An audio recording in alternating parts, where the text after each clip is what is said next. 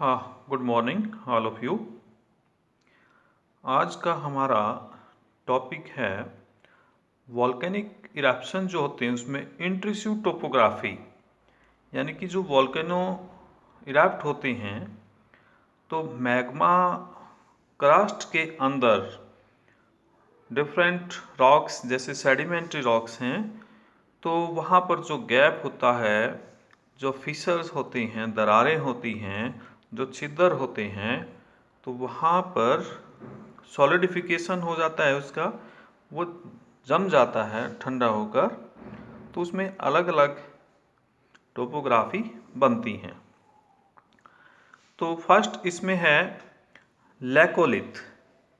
ये लैकोलिथ है और इसकी ये फॉर्मेशन होती है, कॉन्वेक्स शेप इसमें बनती है और ये भूगर्भिक परतों में उत्तल रूप में वाष्प एवं गैस युक्त मैग्मा के गुंबद आकार जमाव हैं, यानी कि डोम शेप एक तरह से इसमें। तो ये लैकोलिथ है और ये यूएसए में उटाह प्रांत के अंदर हेनरी जो पर्वत है वहाँ पर ये मिलती हैं। सेकंड है इसमें सिडार। विभिन्न परतों में मैग्मा के गुंबद आकार देवदार वृक्ष की विशिष्ट आकृति एक तरह से इसमें उत्पन्न होती है। इसमें जैसे आप ये देख रहे हैं, ये जैसे देवदार वृक्ष होते हैं तो डिफरेंट डिफरेंट लेयर्स में यहाँ पर मैग्मा जो है वो जम जाता है, तो सॉलिडिफिकेशन जो है वो लेयर्स में होता है। नेक्स्ट है इसमें फैकोलिथ।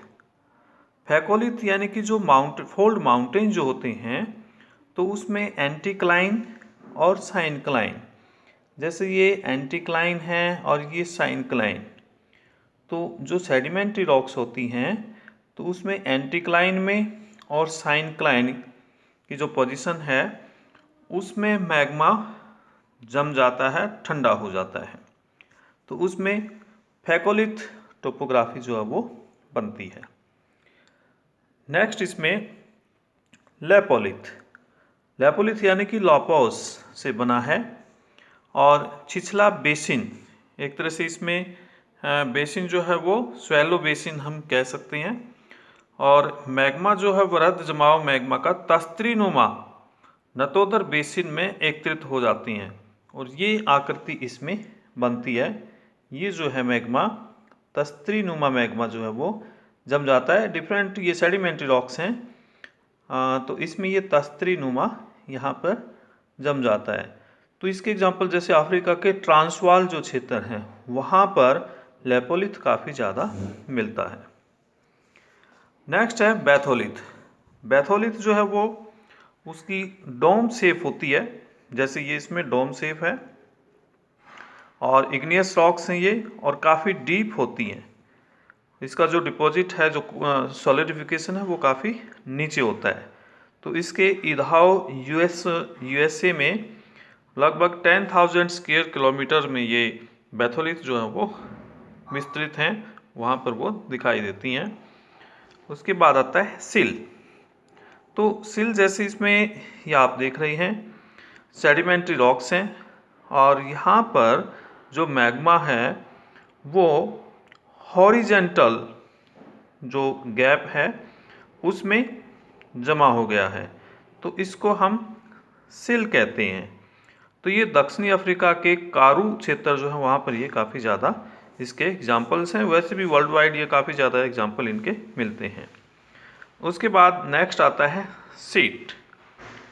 तो सीट में क्या है कि यहाँ पर सेम ऐसे ही जैसे सिल के अंदर डिपोजिशन हुआ है, मैग्मा का कोल्ड सॉलिडिफिकेशन हुआ है, तो इसमें भी ऐसा ही होता है, बट उसमें पतली लेयर होती है। परत जो है इसमें सीट में वो पतली चादर एक तरह से होती है। उसके बाद नंबर 8 आता है बॉस। अब बॉस में क्या है कि भूपटल की जो सतह से कोण बनाते हुए मैग्मा का लघु जमाव जो है वो होता है, तो इस तरह से ये एंगल एक तरह से बनता है। एंगुलर इंक्लाइन मैग्मा जो है वो कोल्ड पोजीशन में चला जाता है। तो इसे हम कहते हैं बॉस। नेक्स्ट है इसमें स्टॉक। स्टॉक एक तरह से गोलाकार आग्नेय शैली होती हैं और किसी भी पूर्व स्थित सेल में अंतर्वेदित होती हैं। तो ये बैथोलिथ के ही छोटे रूप होते हैं स्टॉक। हाँ, जैसे ये इसमें यहाँ पर ये स्टॉक है, तो ये बैथोलिथ है, तो इसके ये छोटे रूप होते हैं, होते ये गोल आकार में ही है, तो इनको हम स्टॉक कहते हैं। उसके बाद आता है वॉल्केनिक पाइप, यानी कि वॉल्केनो इरप्ट होता है तो उसमें जो मैग्मा की सप्लाई होती है तो वो इस पाइप के द्वारा होती है। पूरी की पूरी जो मैग्मा है इस पाइप से ही वो इरप्ट जो होता है तो वो मैग्मा बाहर आता है। इसके बाद आता है डाइक। डाइक यानी कि मैग्मा जो है वो वर्टिकल पोजीशन में, ऑलमोस्ट वर्टिकल जो पोजीशन में, परपेंडिकुलर हम कह सकते हैं, तो वर्टिकल पोजीशन में जो है वो कोल्ड पोजीशन में मैग्मा जम जाता है। तो इसमें जमाव जो वो सिल की भांति पतले किंतु भूपटल से समकोण बनाते हुए लंबवत रूप में ये निर्मित होते हैं। हाँ, नेक्स्ट इसमें प्लग। अब प्लग में क्या है कि जो क्रेटर होता है उसमें मैग्मा के जम जाने से यह छिद्र बंद हो जाता है, तो उभरी हुई आकृति वो प्लग, जैसे इसमें हम देख रहे हैं यहाँ पर ये वॉल्केनिक पाइप है, तो अपर जो पोर्शन है जैसे इसमें ये यहाँ पर कोल्ड हो जाता है मैग्मा जम के, तो ये ठंडा हो जाता है, तो इसमें यहाँ पर प्लग की फॉर्मेशन जो है वो हो जाती है। तो इस तरीके से हम देखते हैं कि ये इंट्रेसिव टोपोग्राफी जो है वो बनती हैं। इसके अलावा कुछ जैसे गीजर हैं, तो गीजर में क्या है, गीजर और हॉट स्प्रिंग। तो गीजर में क्या होता है कि उसमें गर्म पानी और वाष्प,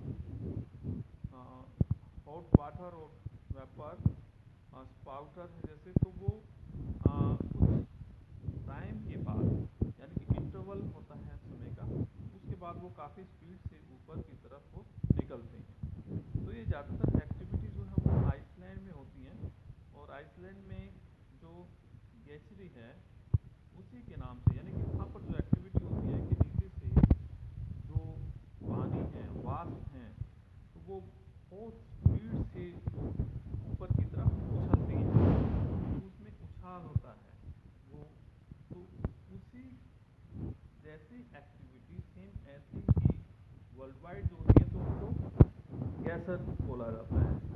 तो दूसरा इसमें हॉट स्प्रिंग। हॉट स्प्रिंग में क्या है कि वहाँ पर कंटिन्यू फ्लो ऑफ वाटर रहता है, पानी जो है वो कंटिन्यू, गर्म पानी है वो कंटिन्यू निकलते रहते हैं, और गीजर में ऐसा नहीं है, वहाँ पर इंटरवल होता है। नेक्स्ट आता है इसमें फ्यूमरॉल्स, इसे दुहारे भी कहते हैं। तो इसमें गैस और स्टीम फ्यूमरॉल्स में, तो दूर से जैसे देखते हैं तो धुआं ही दिखाई देता है इसमें, क्योंकि इसमें गैसेज होती हैं, क्योंकि जो वॉल्केनिक एक्टिविटी हो जाती हैं तो ऐश है, डस्ट है, सारी चीज़ें निकल जाती हैं, तो उसके बाद फिर उसमें से कुछ गैस और स्टीम जो है वो निकलती रहती है। तो इसमें अलास्का यूएसए में कटमई जो माउंटेन है वहाँ पर वॉल्केनिक एक्टिविटी, तो ए वैली ऑफ 10,000 स्मोक उसे कहा जाता है। उसके बाद आता है सल्फटारा। तो सल्फटारा में क्या है कि वो नीचे से सल्फर एक तरह से निकलता रहता है, गंधक। तो इसमें इटली में फ्लेग्राइन, इटली के अंदर ये, तो इसमें क्या है कि नीचे से गंधक जो है वो निकलता रहता है। और लास्ट है इसमें मड फ्लो। अब मड फ्लो में क्या होता है कि नीचे जो गैसें होती हैं उनका बहुत ज़्यादा प्रेशर होता है ऊपर की तरफ आने का, तो उसमें जो पानी है और जो मड है, तो पानी और मड मिक्स होके वो बाहर निकलता रहता है। तो इसके भी काफ़ी ज़्यादा एग्जांपल्स जो है वो वर्ल्ड में मिलते हैं। Thank you.